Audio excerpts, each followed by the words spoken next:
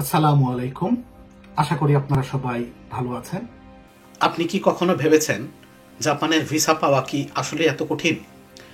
অনেকেই মনে করেন যে এটি অত্যন্ত জটিল একটি এবং সময় সাপেক্ষ একটি ব্যাপার। কিন্তু জানেন কি, ভিএফএস এর মাধ্যমে জাপানের ভিসার আবেদন এখন অনেক সহজ এবং সুগম। আজকের এই ভিডিওটিতে আমি আপনাদের দেখাবো ভিএফএস এর মাধ্যমে জাপানের ভিসা আবেদন করার সম্পূর্ণ ধাপ, গুরুত্বপূর্ণ টিপস এবং কিছু সাধারণ ভুল যা আপনাকে এড়িয়ে চলতে হবে। আপনি যদি প্রথমবারের মতো জাপানের ভিসার জন্য আবেদন করেন, তাহলে এই ভিডিওটি আপনার জন্য। আজকে আমার চ্যানেলটি যারা প্রথম দেখছেন তাদের জন্য আমার একটা সংক্ষিপ্ত পরিচয়। আমি সুমন জায়েদি 1999 সালে ফরেন স্টুডেন্ট হিসাবে জাপানে আসি। তারপরে পড়াশোনা শেষে বর্তমানে জাপানে একটি বিখ্যাত গাড়ির কোম্পানিতে অটোমোটিভ আইটি ইঞ্জিনিয়ার হিসাবে নিয়োজিত আছি। আমার এই দীর্ঘ জাপানের এক্সপিরিয়েন্সগুলোকে ছোট ছোট করে আপনাদের সাথে শেয়ার করাটাই এই চ্যানেলের প্রধান উদ্দেশ্য। চলুন কথা না বাড়িয়ে মূল টপিকে যাওয়া যাক। আপনারা হয়তো জানেন 2024 সালের নভেম্বরের 3 তারিখ থেকে জাপানিজ এমবেসি ভিএফএস নামে একটি গ্লোবাল সংস্থার সাথে তারা টাই আপ করেছে এবং এই দিন থেকে তারা আর ডাইরেক্টলি আমাদের থেকে মানে জনসাধারণের থেকে কোনো ধরনের ভিসা অ্যাপ্লিকেশন গ্রহণ করে না। এই ডেটটা থেকেই ভিএসএফ তাদের কার্যক্রম শুরু করে এবং সমস্ত যাবতীয় ভিসা সংক্রান্ত কাজ জাপানিজ এমবেসির জন্য এরাই করে থাকে। আপনারা জানেন, আগে একজন ইন্ডিভিজুয়াল সরাসরি জাপানিজ এমবেসির সাথে যোগাযোগ করে তার ভিসা প্রসেসিং এবং পাসপোর্ট দেওয়া নেওয়া সমস্ত কাজ করেছিল। কিন্তু বর্তমানে আপনার 2024 সালের নভেম্বরের 3 তারিখ থেকে আপনারা নিচের ইমেজটাতে দেখতে পাচ্ছেন ভিএফএস নামে একটা সংস্থা আমাদের মাঝখানে এসে দাঁড়িয়েছে।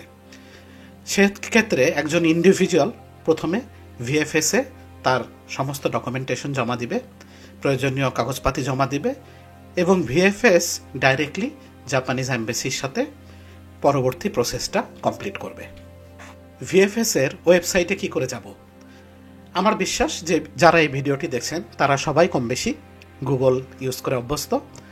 আপনার গুগলে ব্রাউজারে যে আপনি ভিএফএস জাপান ভিসা বাংলাদেশ লিখে সার্চ দেন এবং তারপরে ওয়েলকাম টু ভিএফএস পেজ, এইখানে থেকে আপনি ভিএফএস এর সরাসরি ওয়েবসাইটে প্রবেশ করুন। চলুন এবার আমরা সংক্ষেপে একটু জানার চেষ্টা করি ভিএফএস জিনিসটা কি। ভিএফএস মানে হলো ভিসা ফ্যাসিলিটেশন সার্ভিস। এটি হলো একটি বেসরকারি প্রতিষ্ঠান যা বিশ্বের বিভিন্ন দেশের দূতাবাস এবং কনসুলেটের পক্ষ থেকে ভিসা আবেদন প্রক্রিয়া পরিচালনা করে থাকে। এটি ভিসা অনুমোদনের দায়িত্ব নেই। ভিএফএস এর প্রধান কার্যাবলীগুলোর মধ্যে প্রথমে আসবে ভিসার আবেদন গ্রহণ ও প্রক্রিয়াকরণ, দ্বিতীয় নম্বরে আসবে ডকুমেন্ট যাচাই ও সংরক্ষণ, তৃতীয় নম্বরে আসবে বায়োমেট্রিক তথ্য সংগ্রহ যদি প্রয়োজন হয়, চতুর্থ নম্বরে আসবে অনলাইন পেমেন্ট ও ফি প্রসেসিং করা, তারপরে 5 নম্বরে আসবে আপনার পাসপোর্ট ট্র্যাকিংয়ের সুবিধা প্রদান করা। চলুন এবার আমরা একটু জেনে নেই ভিএফএস ব্যবহার করলে কি কি সুবিধা পাওয়া যাবে। প্রথমেই আপনাকে সরাসরি আর দূতাবাসে যাওয়ার কোনো দরকার নেই। আপনি ভিএফএস এর মাধ্যমে দ্রুত অ্যাপয়েন্টমেন্ট নেওয়া এবং আপনার প্রসেস স্টার্ট করতে পারবেন। নির্ধারিত সময় অনুযায়ী অ্যাপয়েন্টমেন্ট নিতে পারবেন। আবেদন প্রক্রিয়া অনেক স্বচ্ছ ও সুগম হবে। পাসপোর্ট ট্র্যাকিং সুবিধা পাবেন। নির্দিষ্ট কিছু ক্যাটাগরির জন্য প্রিমিয়াম সার্ভিস প্রদান করে থাকে তারা। এক্ষেত্রে আরেকটু যেটা যোগ করতে চাই, আপনারা জানেন, আপনারা যারা আগে জাপানিজ এমবেসির মাধ্যমে ভিসা নিয়েছেন, আপনি ইন্টারভিউ যাওয়ার সময় কিংবা যাওয়ার আগে আপনার ডকুমেন্টস চেক করার জন্য কিন্তু কেউ ছিল না। আপনি সরাসরি এমবেসিতে গেছেন এবং ওইখানে যদি আপনার কোনো ডকুমেন্টসে কোনো ভুল থাকে কিংবা কোনো ডকুমেন্টস যদি না থাকে, তাহলে কিন্তু আপনাকে আবার ডেট নিয়ে যেতে হয়েছে। কিন্তু ভিএফএস এর ক্ষেত্রে আপনি যদি এখানে প্রিমিয়াম সার্ভিস ইউজ করেন কিংবা ওনাদের যদি কোনো সার্ভিস নেন, সেক্ষেত্রে কিন্তু আপনি আপনার ডকুমেন্টসগুলো জাপানিজ এম্বাসিতে যাওয়ার আগেই চেক করতে পারতেছেন এবং দেখতে পারতেছেন যে কোনো ধরনের ভুল ত্রুটি আছে কিনা। আপনারা জানেন জাপানে যাবার জন্য বিভিন্ন ধরনের ভিসাই আছে। তার মধ্যে অন্যতম হলো ট্যুরিস্ট ভিসা, ঘুরতে যাওয়া, বেড়াতে যাওয়া। স্টুডেন্ট ভিসা, জাপানের যে কোনো প্রতিষ্ঠানে আপনি পড়তে যেতে পারেন। ওয়ার্ক ভিসা, চাকরির জন্য যেতে পারেন। ডিপেন্ডেন্ট ভিসা, পরিবারের সদস্যদের জন্য, এবং বিজনেস ভিসা। ভিএফএস এর ওয়েবসাইটে ঢোকার পরে আপনি এখান থেকে তাদের ভিসার ক্যাটাগরিটা দেখে আপনার জন্য যেটা ফিট হবে সেটার জন্য আপনি স্টেপ বাই স্টেপ আগাতে থাকবেন। এখন আমরা জানব ধাপে ধাপে ভিএফএস এর মাধ্যমে আবেদন পদ্ধতি। প্রথমেই আপনাকে তাদের ওয়েবসাইটে যেতে হবে এবং তারপরে আপনাকে প্রয়োজনীয় ডকুমেন্টসগুলো সংগ্রহ করতে হবে। তাদের ওয়েবসাইটে আপনি দেখতে পারবেন আপনার কোন ভিসার জন্য রিকোয়ারমেন্টটা কি, সেই হিসাবে আপনি আপনার ডকুমেন্টসগুলো রেডি করা শুরু করবেন।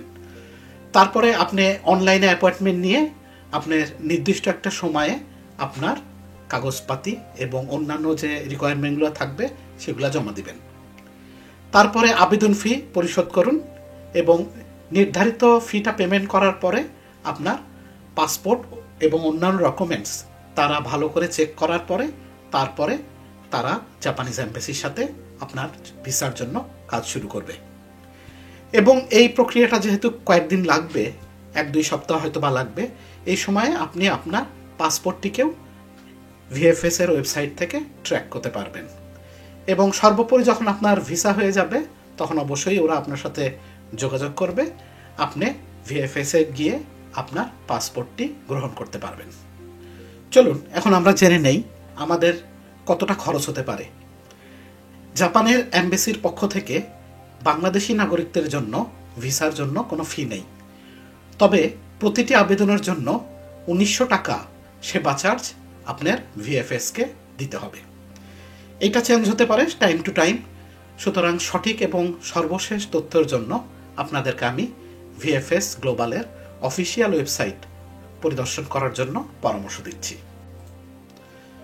চলুন এবার আমরা দেখে নেই ভিএফএস এর পক্ষ থেকে কি ধরনের প্রিমিয়াম সার্ভিসের ব্যবস্থা আছে। প্রথমে আমাকে বলে নিতে হবে, আপনি যদি ভিএফএস এর প্রিমিয়াম সার্ভিস নিতে চান তাহলে আপনাকে 3500 টাকা তাদেরকে প্রিমিয়াম সার্ভিসের জন্য দিতে হবে।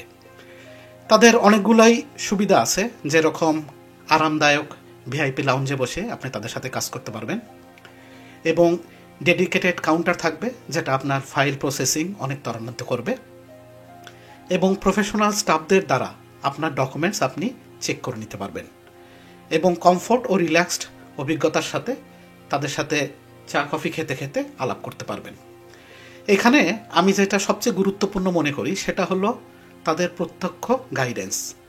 যেরকম আমরা বেশিরভাগ ক্ষেত্রেই আমরা ইংলিশ পড়তে পারলেও তাদের অভিজ্ঞ গাইডেন্সের দ্বারা আপনার ফর্ম ফিল আপ থেকে শুরু করে শেষ পর্যন্ত আপনার এই ডকুমেন্টেশনে তারা হেল্প করতে পারবে। এছাড়াও অন্যান্য সুবিধাগুলির মধ্যে যেমন ফটোগ্রাফি, অনেক সময় আমরা ছবি নিয়ে যেতে ভুলে যাই, ফটোকপি করতে ভুলে যাই, SMS সেবা দিতে পারবে তারা, আপনার ফর্ম পূরণের সেবা করতে পারবে যেটা এখনই বললাম, প্রিন্টিং সেবা দিতে পারবে, কুরিয়ার এবং প্রিমিয়াম লাউঞ্জ সুবিধাগুলো ব্যবহার করতে পারবেন।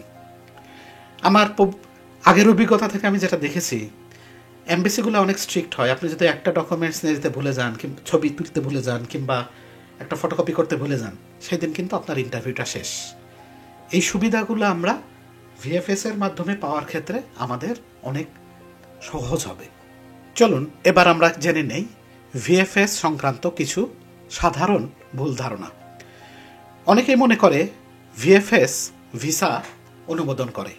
না, এটা ঠিক না। ভিএফএস শুধুমাত্র আবেদন প্রক্রিয়া পরিচালনা করে, কিন্তু চূড়ান্ত সিদ্ধান্ত নেয় সংশ্লিষ্ট দেশের দূতাবাস বা কনসুলেট। অনেকে আবার মনে করে ভিএফএসকে বেশি টাকা দিলে দ্রুত ভিসা পাওয়া যাবে। বাস্তবে এটা ঠিক না। আপনি ভিসা অ্যাপ্লাই করার পরে জাপানিজ এম্বাসি এবং ভিএফএস এর মধ্যে যে একটা টাইম লাইন আছে, তারা সেটা মেনটেন করেই আপনার ভিসা প্রসেস করবে। আপনাদের যদি অন্য কোনো কিংবা আরও কোনো প্রশ্ন থেকে থাকে তাহলে আপনারা এই কন্ট্যাক্ট নাম্বারে যোগাযোগ করে ভিএফএস থেকে আপনাদের কাঙ্ক্ষিত ইনফরমেশনগুলো কালেক্ট করতে পারেন। যদি এই ভিডিওটি ভালো লেগে থাকে তাহলে একটি লাইক করুন, সম্ভব হলে সাবস্ক্রাইব করুন এবং কমেন্ট করার চেষ্টা করুন। আমি আপনাদের প্রত্যেকটা কমেন্ট পড়ে দেখার চেষ্টা করব এবং যথাসম্ভব উত্তর দেওয়ার চেষ্টা করব। পরবর্তী ভিডিওতে দেখা হবে ইনশাল্লাহ। ততদিন ভালো থাকবেন। আপনাদের জন্য দোয়া রইল। Have a nice day.